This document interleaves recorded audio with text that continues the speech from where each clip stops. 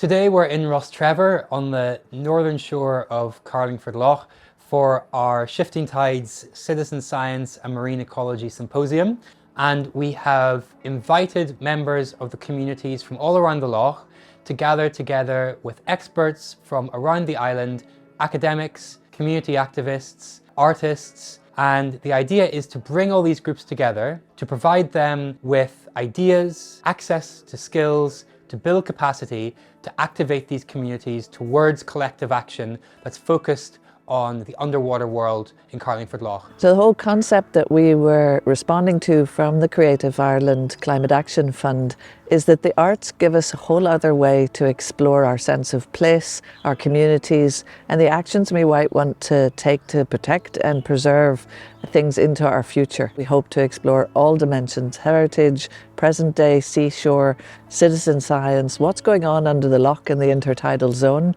and what are the arts responses around that. So we're really hoping to engage with all of the communities. We've already started before the project concept came about. It was inspired by communities around the loch that are already engaged in their shoreline, and we hope to keep working with them, supporting them. We're really curious to see how this is going to work here. Like, what would get the communities on both sides of the loch here working together better? What would unite the diving community, the farming community, people who've got nothing to do directly with the loch but enjoy it? Like, what kind of things would bring people together? We're interested in different creative approaches. We're interested in the voice of artists in all of this, that they can bring a different perspective, a different way of seeing things. They can also help us to have some of the difficult conversations, because there are going to be difficult conversations to be had. And they're also just a more enjoyable way of grappling with these issues. What it strikes me, and I see this time and time again, we've so much science going on and it's brilliant, so much data, it's fantastic,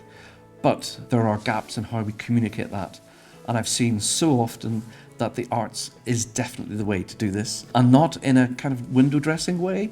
It needs to be something that really is fundamental to artistic practice, so that people actually feel they're not there to design something to just show off a particular project, but they actually feel really invested in the artistic practice as part of the project itself. And I feel that's really, really important.